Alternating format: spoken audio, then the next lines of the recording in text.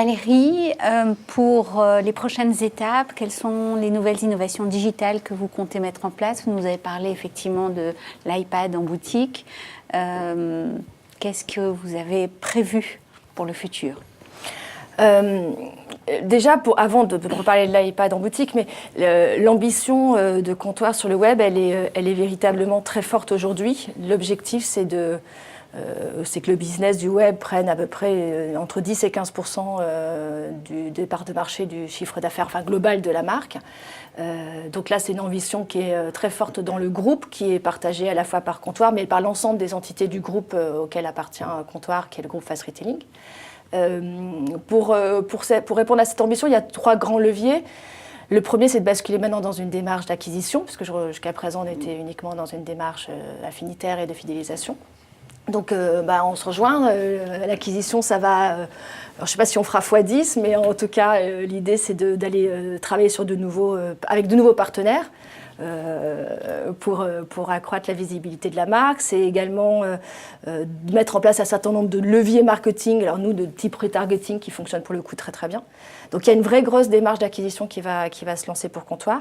Deuxième levier, c'est l'internationalisation, parce qu'évidemment Comptoir est également une marque, Comptoir des Cotonniers est une marque internationale. Aujourd'hui le site est purement franco-français, donc même si on livre dans l'ensemble des pays européens, on va basculer l'ensemble des sites dans différentes langues, avec toutes les problématiques dont vous parliez, c'est qu'on ne parle pas un allemand comme on parle un français, ou une allemande comme on parlait une française plutôt, puis encore moins une japonaise qu'à une française. Donc là, on a vraiment toute une partie adaptation culturelle, à la fois de nos messages, des interfaces, pour pouvoir parler à ces clientes-là. Et puis, c'est aussi partir à l'international pour Comptoir des Cotonniers, c'est aussi lancer des chevals de Troie. C'est-à-dire qu'il y a un certain nombre de pays dans lesquels on n'est pas présent au niveau du retail, des réseaux physiques. Et donc, c'est voir comment est-ce qu'en lançant un site dans un pays, comment ça réagit, où sont les zones de chalandise, quelles sont les typologies de produits qui vont fonctionner, quelles sont les courbes de taille qui fonctionnent, et permettre après peut-être d'implanter la marque dans ce pays-là avec l'ensemble de ces indicateurs préalables qui auront été recensés à travers le web. Donc ça, c'est le deuxième grand levier. Et le troisième, c'est celui auquel on croit. Donc c'est vraiment le service, entre guillemets, sans couture entre le web et le réseau physique. Pourquoi? Parce que les experts annoncent aujourd'hui que pour nos métiers, à l'échelle de 15-20 ans, 20 à 30% du chiffre d'affaires risque d'être perdu pour toutes les marques qui n'auront pas pris ce virage-là. Et donc, je pense que sur le marché du prêt-à-porter, Comptoir des Cotonniers est très en avance là-dessus. Et on souhaite conserver cette avance-là. On lance ce premier service, on va regarder comment ça fonctionne. Il sera en boutique aux alentours du mois d'avril, dans les flagships parisiens pour un premier test. Et puis, on va essayer de développer l'ensemble ensuite des interactions qui puissent exister pour répondre aux nouveaux comportements d'achat des clientes qui ne sont plus aussi binaires qu'elles pouvaient l'être et qui vont avoir besoin d'interactions de type chat, d'un call center qui va répondre en live sur des besoins particuliers, d'intégrer évidemment tout ce qui est réseaux sociaux dans la construction d'un argumentaire de vente. Voilà. Et c'est toutes ces interactions que l'on va essayer de mener pour répondre à ce défi fondamental que pour le retail, ce changement des comportements d'achat qui va arriver là bientôt. Pour vente privée, les prochaines étapes autour du digital seront situées où? Alors, moi, je pense qu'on est tous autour de la table concernés par ce défi crucial qui consiste à rapprocher les deux mondes du physique et du digital, mais en fait c'est pas deux mondes, il y en a plus que ça, parce qu'il y a aussi le mobile, il y a peut-être y avoir la télé connectée, mais en tout cas l'idée c'est effectivement ce qu'on appelle le multicanal, le cross-canal. Je pense que c'est sans doute l'enjeu le plus fondamental pour l'ensemble des marques qui sont dans le retail ou qui sont uniquement sur le web, peu importe. Et donc évidemment nous on essaye de jouer un rôle dans la facilitation de la construction de cet écosystème, parce que c'est au-delà de la perte de chiffre d'affaires potentielle que vous mentionniez pour ceux qui ne se positionneront pas, à court terme, il y a du gain de chiffre d'affaires qui peut se faire très rapidement. L'ensemble des expériences que j'ai eues moi à titre personnel et des études qu'on lit montrent qu'un client cross-canal et un client de plus grande valeur, entre guillemets, qu'un client qui ne l'est pas, plus grande valeur parce qu'il est plus engagé, plus grande valeur parce que souvent il consomme plus de la marque. Pourquoi il consomme plus de la marque? Tout simplement parce qu'on va créer chez lui des nouveaux usages qui sont basés sur la capacité de commencer une commande chez lui, la poursuivre en magasin, la finir sur son mobile, qui sont basés sur des tas de choses un peu compliquées pour nous, marketeurs aujourd'hui, à organiser, mais qui sont des nouveaux usages et qui vont rendre service au consommateur, et donc il va apprécier l'initiative de la part de la marque, et puis ça va lui créer des nouvelles occasions d'achat auxquelles il n'avait même pas pensé jusque-là.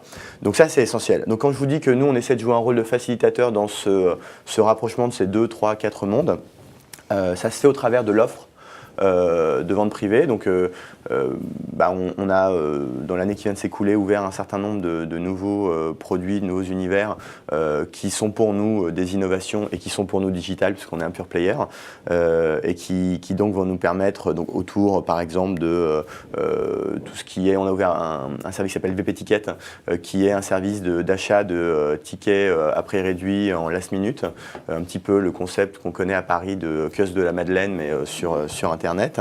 On a lancé également un produit qui s'appelle One Day, qui est un produit qui répond à un besoin un petit peu différent des marques, qui met à l'honneur en haut des ventes de vente privée un produit avec une quantité limitée pendant une journée. Et donc ça fonctionne extrêmement bien.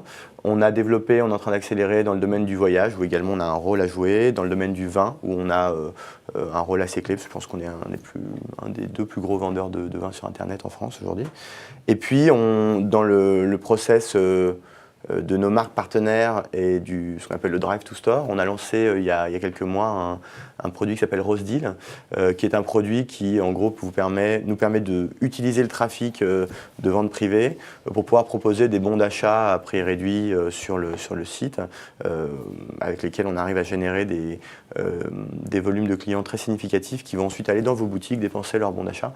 Donc on essaie de monter ça le mieux possible, et c'est vraiment à considérer comme une opération média et une opération Drive to Store. Donc je dirais, ces éléments, c'est ce qu'on essaie de mettre en place pour jouer un rôle auprès des marques sur l'ouverture et le rapprochement des canaux qui nous paraît essentiel dans les années qui viennent. Ça, c'est un côté. Et en ce qui nous concerne à nous, c'est l'autre côté. Côté consommateur, on multiplie nos points de contact. Donc tout ce qu'on fait en termes d'expérience utilisateur, en termes de mobile, en termes de présence sur les réseaux sociaux, ça n'a qu'une vocation, concrètement, c'est d'offrir à nos membres d'autres occurrences que celles uniques de réception d'un mail et de se connecter au site, qui reste quand même un gros volume aujourd'hui, mais d'autres occurrences d'avoir des informations de notre part et d'avoir une capacité d'avoir accès à l'offre de nos marques en ligne. Donc multiplication des points de contact, et c'est un peu notre multicanal à nous, quoi, concrètement. Voilà, donc c'est les 2 enjeux à venir, l'offre et la multiplication des points de contact. Pour la marque Sosh, les nouvelles perspectives à venir se portent où? Alors, je rebondis justement sur le point du multicanal. On a un sujet clé pour nous qui est effectivement de gérer la multicanalité, non pas dans l'achat, puisqu'on est uniquement web, mais par contre sur la relation client, un client qui vient nous remonter un problème sur Twitter, il faut qu'on soit capable de suivre son problème, d'être capable de le traiter après en chat, et puis s'il revient 2 mois après sur Facebook ou à nouveau en nous sollicitant par chat ou par mail, il faut qu'on soit capable de suivre et de tracer l'historique et de le reconnaître, quel que soit le point d'entrée. Et ça, c'est un vrai sujet et c'est pas évident. Et ça, il faut qu'on arrive à le faire en gardant une relation client humanisée. C'est-à-dire qu'on utilise le digital, donc on parle beaucoup d'outils, mais la clé pour nous, c'est de réussir à garder quelque chose de très humain derrière. Je prends un exemple, tous les 3 mois à peu près, on fait des meet-up avec les membres actifs de notre communauté, donc on les rencontre. Et la première question qu'on m'a posée la dernière fois quand j'y étais, c'était est-ce que Karim, qui est un de nos community managers, est là? Et cette dimension très humaine, il faut qu'on arrive à la garder, donc utiliser les outils non pas pour remplacer l'humain, mais plutôt pour le servir et garder une relation très incarnée et humanisée de notre marque. Voilà, ça c'est le premier point. Et le deuxième, c'est la fidélisation. On a un parc client qui grandit vite. Et du coup, la question, c'est, on n'a pas les leviers traditionnels des opérateurs téléphoniques, on n'a pas d'engagement, on ne subventionne pas le mobile, donc on ne finance pas le mobile. Donc il faut qu'on trouve d'autres façons de donner envie à nos clients de rester chez nous. Et ça, bien sûr, la base, c'est le triptyque prix, offre, service. Puis au-delà de ça, c'est, on parle beaucoup de communauté, c'est comment est-ce qu'on utilise cette communauté pour leur donner d'autres bonnes raisons de rester. Donc c'est la façon dont on l'anime online, mais c'est aussi ce qu'on fait pour le coup dans la vraie vie. On met en place des événements. On fait, en ce moment, on a un bus qui passe dans les grandes villes, à Paris, Lille, Lyon, Marseille. On met en place des événements, des concerts, donc plein de choses qui font qu'à un moment, ils doivent se sentir membres d'une communauté. Et en tout cas, c'est ça qu'on essaie de construire. Et pour leur donner envie de rester au-delà des fondamentaux et de la proposition forfait, mobile, service. Voilà. Eh ben, merci à tous pour votre retour d'expérience très intéressant. Je vous donne rendez-vous à une prochaine table ronde d'innovation et cross-média. À bientôt. Merci.